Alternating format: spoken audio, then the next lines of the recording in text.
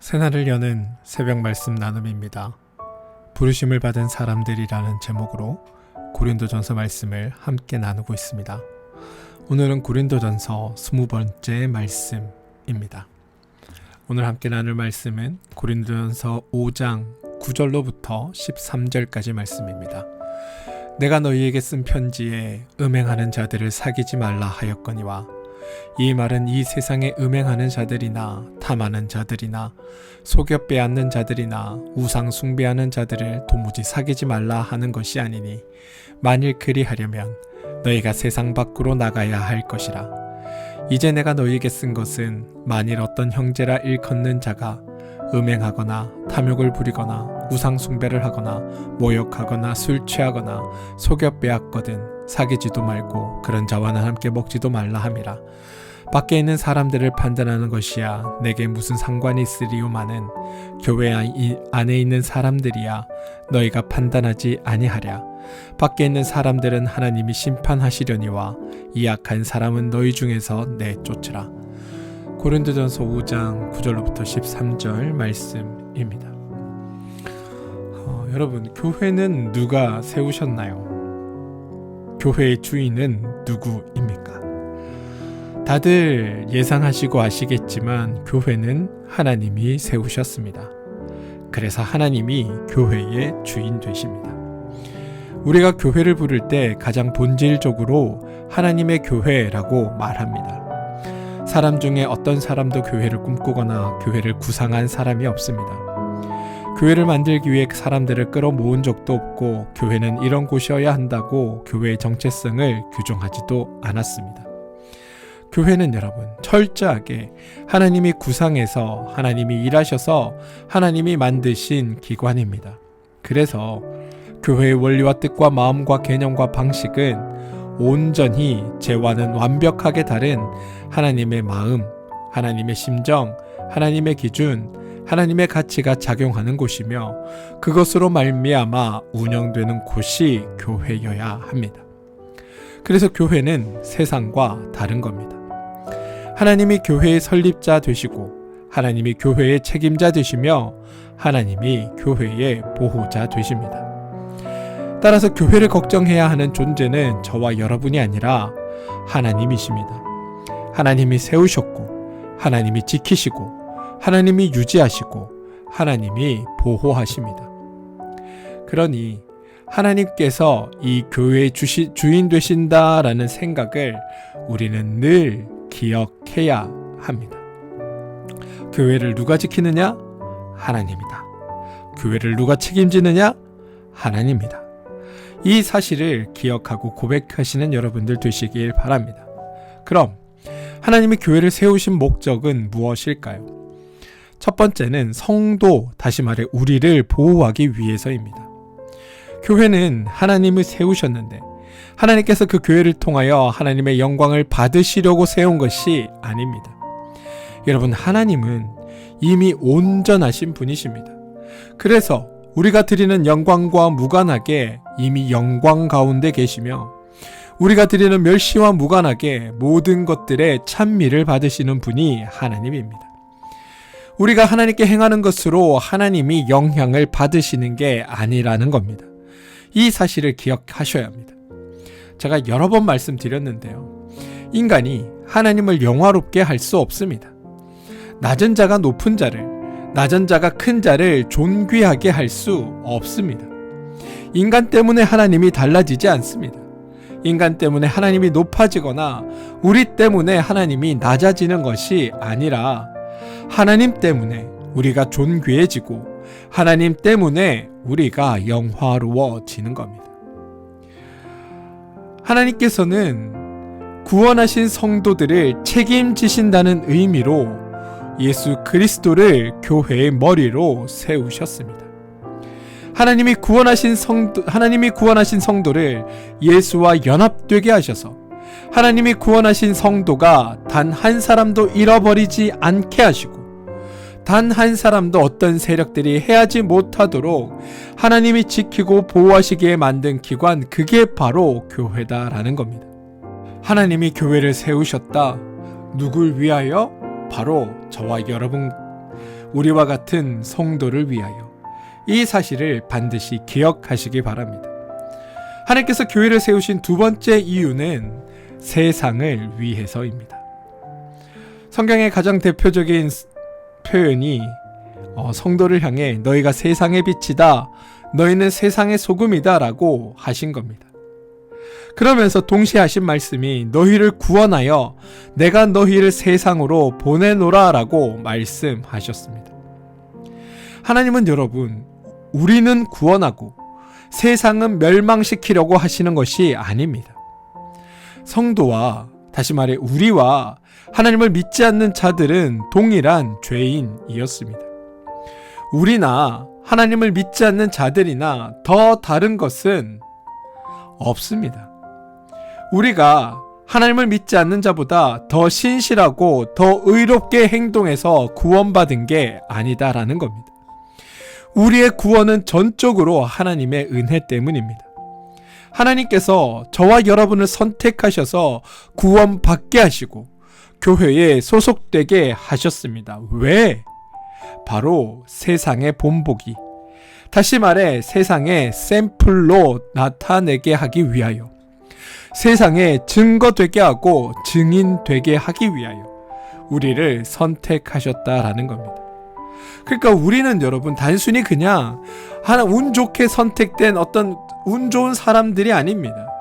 하나님이 세상 가운데 우리를 선택하셔서 하나님을 믿는 자들은 어떤 자들인지 세상의 본보기로 내어주시고 우리를 통해 하나님을 모르는 이들이 하나님을 알게 되는 자리로 나오게끔 우리를 사용하시는 게 하나님의 목적이라는 겁니다. 따라서 우리의 삶의 이유도 거기에서 찾을 수 있어야 하는 겁니다. 야, 나는 운이 좋아 하나님 만났어, 이게 아니다라는 겁니다. 세상의 본보기, 구약적 표현으로 하면 제사장의 나라가 되게 하는 것, 성도나 하나님을 믿지 않는 자들이나 동일한 죄인 출신으로서 모두가 다 하나님의 은혜를 받아야 할 대상인데, 다만 순서적으로 우리가 먼저 하나님의 은혜를 받게 되었고, 그렇게 은혜 받은 우리가 세상의 본이 되어 세상에서 하나님께서 성도에게 우리에게 하신 것처럼 세상 사람들을 향하여 일하게 하시는 것, 그것이 하나님의 의도이고 하나님의 목적이었다라는 것을 우리는 알아야 한다는 겁니다. 다시 한번 말씀드립니다. 하나님께서 교회를 세우신 이유는 우리를 보호하시기 위해, 그리고 세상을 구원하기 위해. 이 사실을 알고 계셔야 오늘에 대한 이야기를 좀 진행해 볼 수 있을 것 같습니다.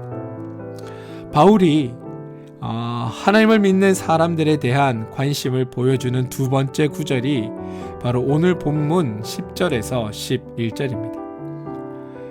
내가 너희에게 쓴 편지에 음행하는 자들을 사귀지 말라 하였거니와, 이 말은 이 세상에 음행하는 자들이나 탐하는 자들이나 속여 빼앗는 자들이나 우상 숭배하는 자들을 도무지 사귀지 말라 하는 것이 아니니, 만일 그리하려면 너희가 세상 밖으로 나가야 할 것이라. 이제 내가 너희에게 쓴 것은 만일 어떤 형제라 일컫는 자가 음행하거나 탐욕을 부리거나 우상 숭배를 하거나 모욕하거나 술 취하거나 속여 빼앗거든 사귀지 말고 그런 자와는 함께 먹지도 말라 함이라.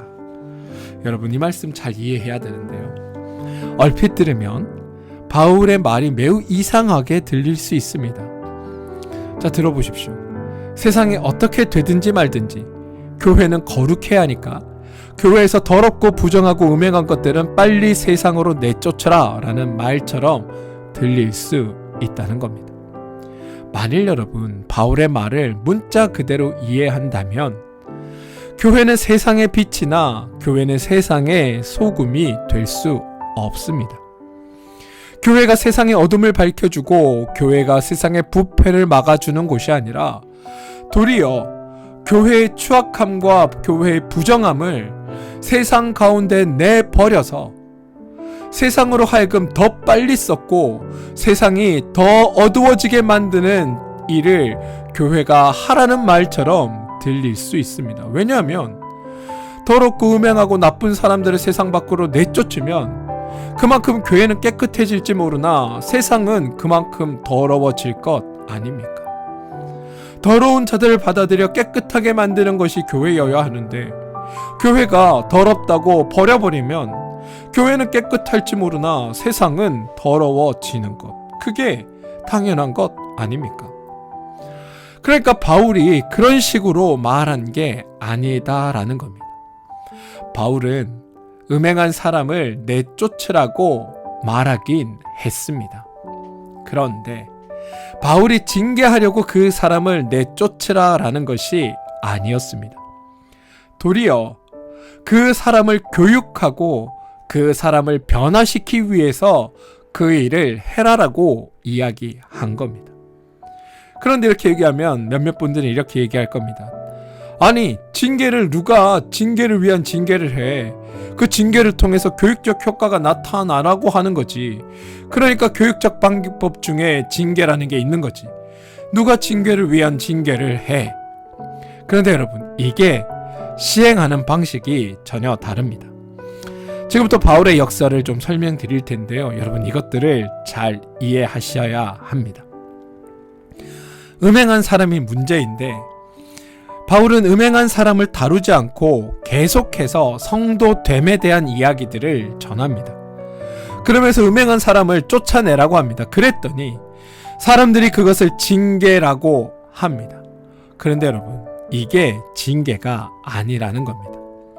이게 왜 징계가 아니냐 하면, 바울은 잘못한 사람에 대해 말하는 것이 아닙니다. 오히려 공동체 안에 남아있는 사람들에 대해 이야기합니다. 징계라면 잘못한 사람을 나무라고, 잘못한 사람을 엄벌에 처하고, 잘못한 사람에게 무언가 해가 되는 일을 해야 하는데, 바울은 잘못한 사람에 대해서 이야기하는 것이 아니라 그를 내버려둔 공동체에 대해 이야기한다는 겁니다. 그것도 공동체를 나무라는 것이 아니라 그 공동체에게 성도됨이란 무엇인가를 끊임없이 설명하고 있습니다. 지금 바울이 이야기하고자 하는 바는 여러분, 성도들에게 이렇게 이야기하고 있는 겁니다. 너희가 그 사람을 쫓아내는 것이 징계가 아니라 그 사람이 너희 공동체에 소속되고 싶어 하고, 그 사람이 너희 공동체에서 귀하고 소중하고 값진 삶을 살고 있어서 그 공동체를 절대로 벗어나고 싶지 않을 만한 너희의 성별됨과 거룩함과 행복과 너희의 존귀와 너희의 가치가 구현되어야 한다. 그래서 그들 스스로 그 공동체에서 벗어나지 않기 위해 스스로 자신들의 잘못을 돌아보고 자신들의 삶을 살피며, 그래서 이 공동체를, 자신들이 속해 있는 공동체를 더욱더 귀하고 복된 공동체로 이루어가고자 하는 열망들에 휩싸이도록 해야 하는 것이 교회 공동체가 해야 할 일인데, 너희들은 그 일을 하지 않음으로 말미암아 사람들이 그 안에서 죄를 지어도 그것이 부끄러운 줄 모르는 일들을 너희 공동체가 행하고 있다. 그러니 너희는 그래서는 안 된다. 하나님의 공동체가 가져야 할, 또 하나님의 공동체에 속해 있는 사람들이 가져야 할 그 마음을 너희가 갖도록 애쓰고 수고해라, 이렇게 얘기하고 있다는 겁니다. 그리고 그 방법이 바로 너희들이 더욱더 성도됨으로 말미암아 너희 공동체 안에서 하나님의 가치와 하나님의 은혜와 하나님의 기쁨과 하나님의 행복과 하나님의 거룩을 드러내며 살아가는 것, 그게 너희 공동체가 해야 할 일이다. 이게 바울의 이야기라는 겁니다. 그래서 쫓아내라가 관점이 아니라 쫓아냄이 징계가 될 만한 너희의 수준을 더욱 높게 만들어 가라라고 바울이 이야기하고 있다는 겁니다. 내가 이 공동체에서 쫓겨나면 그거야말로 나에게 가장 큰 어려움이고 가장 큰 괴로움이고 가장 큰 두려움이야. 이 공동체에서는 절대로 쫓겨나면 안 돼. 그러니 내가 어떻게든 이 공동체에 소속된 일원으로, 이 공동체에 필요한 사람으로 살아야겠어라고 생각할 수 있도록 너희의 공동체의 수준을 높이고 너희 공동체의 기준을 높여서 너희들의 성도됨으로서의 삶을 살아라, 이렇게 이야기하고 있다는 겁니다. 바울은 여러분, 밖에 있는 사람과 안에 있는 사람을 구분합니다. 바울은 밖에 있는 사람을 책망하지 않고 밖에 있는 사람이 변화해야 한다라고 말하지 않습니다. 기독교의 방식은 상대방을 채찍질하는 것이 아닙니다. 안에 있는 내가 본이 되는 방식이 기독교의 방식입니다. 안에 있는 내가 참다운 모습을 보여주어야 하고, 안에 있는 내가 상대방이 부러워할 만한 모습이 되어야 합니다. 그 안에 소속되는 것이 영광이고 그 안에 속해 있는 것이 기쁨이 되어야 합니다. 마찬가지입니다. 바울은 그런 관점에서 교회에 있는 성도들에게 이야기하는 겁니다. 너희들이 성도됨으로 살면, 그래서 하나님의 은혜와 은총과 축복과 기쁨과 하나님이 주신 것으로 너희들이 날마다 복되어지고 행복해지고 기뻐지고 감사하면 그 모든 사람들이 너희를 보며 너희와 같이 하나님 안에 소속되기를 바라지 않겠느냐? 그리고 그 소속에서 벗어나는 걸 두려워하지 않겠느냐? 그게 두렵다면 그 소속된 자로서 하나님 안에 남아있기 위해 수고하고 애쓰며 하나님의 율법과 하나님의 뜻을 지키며 살아갈 것 아니냐. 적어도 너희 공동체는 그러한 모습으로 사람들에게 보여줘야 할 것이다. 교회란 바로 그런 자들의 모임이어야 할 것이다.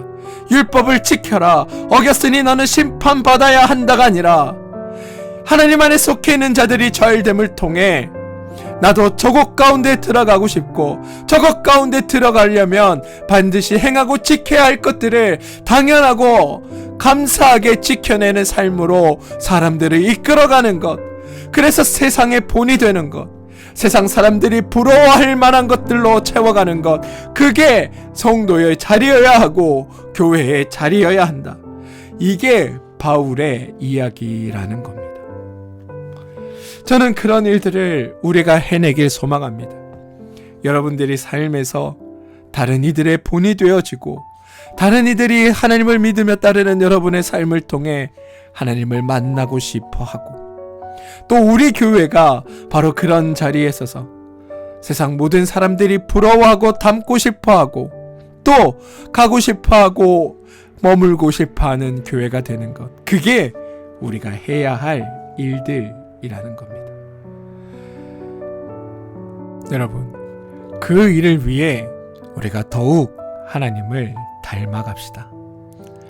바울은 세상적 방식으로 징계를 사용하라라고 말하는 것이 아닙니다.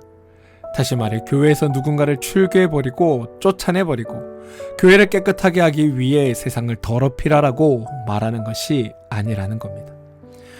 바울은 징계를 통하여 무엇인가를 취하려고 하는 것이 아니라 교회를 바로잡기 위해 악한 것을 몰아내는 쪽으로 말하는 것이 아니라, 너희가 하나님의 자녀이고 너희가 하나님의 백성이고 너희 속에 있는 하나님의 귀한 하나님의 존귀하심과 하나님의 성품과 하나님의 원리를 통해 그 성도됨을 너희가 구현하고, 너희 스스로 그 삶을 맛보고 그 삶 속에서 너희를 보고 다른 사람들이 야, 나도 이곳에 포함되고 싶어 라고 하며 그곳에 소속되려고 하고 그곳에 머물려고 하는 곳으로 너희가 속해 있는 곳을 만들라라고 말하고 있는 겁니다.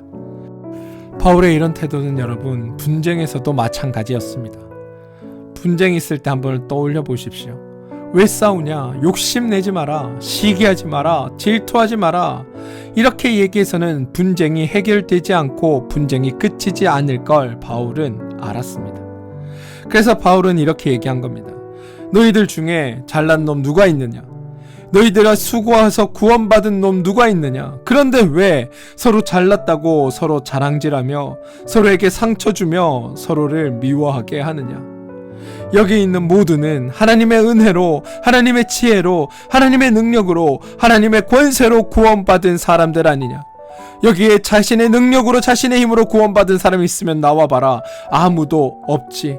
그런데 하나님의 은혜로 구원받은 너희들은 다 똑같은데 왜 서로 싸우고 있느냐? 이게 바울의 접근이었던 것처럼 음행도 마찬가지로 하나님의 은혜로 말미암아 성도된 너희들의 자리를 지킴으로 너희들을 부러워 사람들이 더 이상 죄로 살아가지 않도록 너희 삶을 바꿔라라고 바울은 이야기하고 있다는 겁니다. 이게 바울의 접근이었습니다. 교회와 세상은 다르다.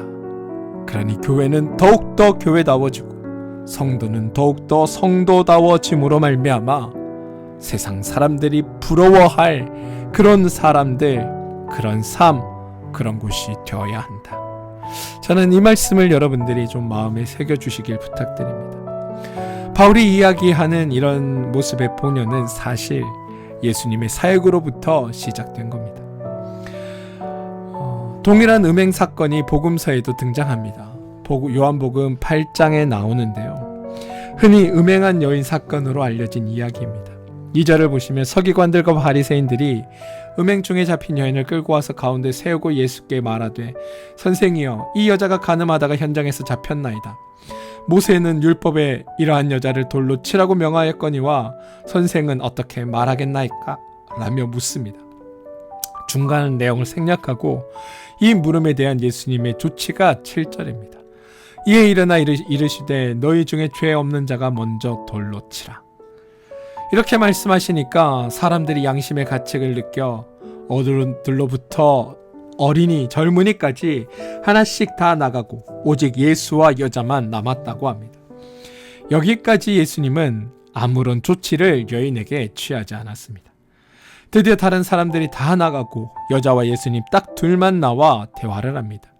그때 10절에 예수께서 일어나사 여자 외에 아무도 없는 것을 보고 이르시되 여자여 너를 고발하던 그들이 어디에 있느냐? 너를 정죄한 자가 없느냐? 대답하되 없나이다.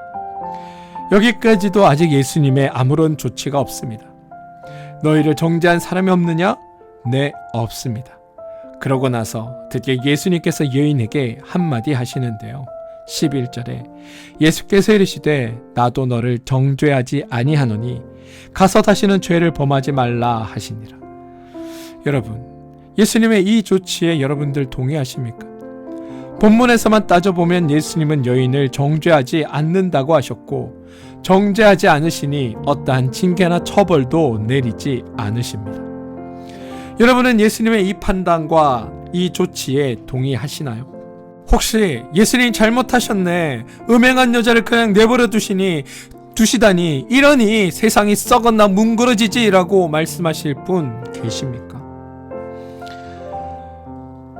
언뜻 보기엔 예수님이 그 음행한 여인을 방치하신 것처럼 보이기도 합니다. 그런데 그게 아니라는 건 아마 여러분들이 더 잘 아실 겁니다.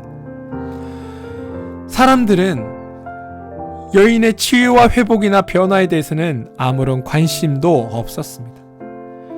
그냥 자신들이 옳다고 생각하는 대로 행해야 했고 그 결과가 여인에 대한 징계였습니다. 그런데 예수님은 그 여인에 대해 징계하는 것이 목적이 아니셨습니다. 예수님은 그 여인이 회복되기를 바랬고 치유되기를 바랬고 변화되기를 바라셨습니다. 그래서 그 여인에게 자신의 잘못을 들여다보게 하며 그 여인이 스스로 하나님께로 돌이킬 수 있는 길을 열어두신 겁니다. 그래서 그 여인을 위해 십자가를 지셨고 그 여인이 구원받을 수 있도록 하셨고 그래서 그 여인이 전적으로 새로운 삶을 살 수 있도록 하신 것, 그게 하나님이 음행을 행한 여인에게 행한 조치였다는 겁니다. 바울도 여러분 그렇습니다. 음행한 자를 향해 야 덮어줘, 야 그 정도 묵인해 줄 수 있잖아, 그냥 아무것도 아닌 일처럼 얘기해, 괜히 없는 일 끄집어내서 아니 이 있는 일 끄집어내가지고 시끄럽게 하지마, 이렇게 얘기하는 게 아닙니다. 반대로 야 쫓아내 이 와가지고 이 더럽히기나 하고 시끄럽게나 하고 야 그냥 내쫓아서 더 이상 발도 못 붙이게 라고 말하는 것도 아닙니다.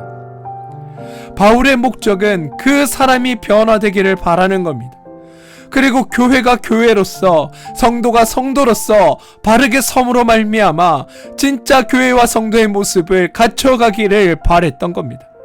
다시 말해 성도가 성도됨으로 변화되고, 성도가 성도됨으로 회복되고, 성도가 성도됨으로 치유되고, 교회는 교회로서 회복되고, 교회는 교회로서 치유되며, 교회로서 변화되어 가는 것을 바라보는 것.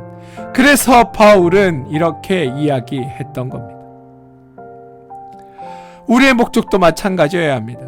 우리의 목적도 잘못한 사람을 내치고 징계하고 심판하고 벌 주고, 그래서 우리가 옳다고 생각하는 생각을 세워나가는 것이 아니라 잘못한 사람을 변화시키고 그 사람이 새롭게 되고 하나님의 사람으로 거듭나서 우리 공동체 안에서 우리 공동체가 함께 어울려 살아갈 만한 사람으로 바뀌게 하는 것. 그게 교회 공동체 안에서 일어나야 할 징계의 목적이어야 한다는 겁니다. 그러면 여러분, 어떻게 해야 할까? 그 사람이 우리를 보고 배울 수 있도록 우리가 그를 변화시켜낼 수 있는 성도다운 성숙과 성도다운 거룩한 삶을 살아냄으로써 그 일들을 만들어 가야 하는 겁니다.